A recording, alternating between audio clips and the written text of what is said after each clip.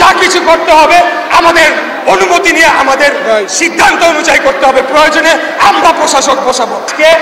আমরা যদি আমাদের মূল যে লক্ষ্য ছিল যে বাংলাদেশে একটা সুষ্ঠু, সঠিক, অংশগ্রহণমূলক, গ্রহণযোগ্য, নিরপেক্ষ নির্বাচন, জাতীয় নির্বাচনের মাধ্যমে জনগণের সরকারকে রাষ্ট্র ক্ষমতায় নিয়ে যেতে হবে, সেটা যদি আমরা অর্জন করতে চাই তাহলে এই যে নগর ভবন কেন্দ্রিক যে আন্দোলনটা তৈরি হয়েছে, এই আন্দোলনকে তার চূড়ান্ত লক্ষ্যে না নেওয়া পর্যন্ত আমরা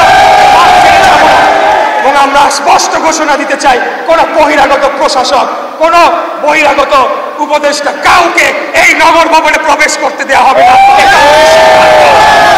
এবং সেটা বাস্তবায়ন করার জন্য আমি নগর ভবনের, ঢাকা সিটি দক্ষিণ কর্পোরেশনের সর্বস্তরের কর্মকর্তা কর্মচারী বৃন্দ সহ এখানে উপস্থিত সকলেই যারা এক একজন দীর্ঘ 5 বার 6 বার নির্বাচিত কাউন্সিলর, ওয়ার্ড কমিশনাররা রয়েছে, সব ঢাকার ভোটাররা আমরা এখানে রয়েছি।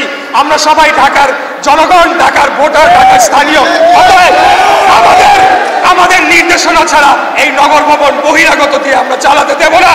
এই অন্তর্বর্তীকালীন সরকারকে বুঝতে হবে যে এখন পর্যন্ত আদালতের রায়ে এবং জনগণের ভোটে নির্বাচিত মেয়র হিসেবে ধানের শীষের প্রার্থী ইশরাক হোসেন বহাল রয়েছে। অতএব যা কিছু করতে হবে আমাদের অনুমতি নিয়ে আমাদের সিদ্ধান্ত অনুযায়ী করতে হবে। প্রয়োজনে আমরা প্রশাসক বসাবো, প্রয়োজনে আমরা ওয়ার্ডে ওয়ার্ডে প্রশাসক বসাবো।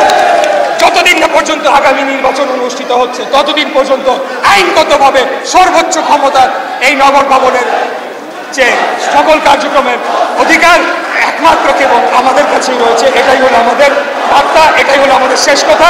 আমরা আন্দোলন ছেড়ে যাচ্ছি না, এই আন্দোলন চলমান থাকবে ইনশাআল্লাহ।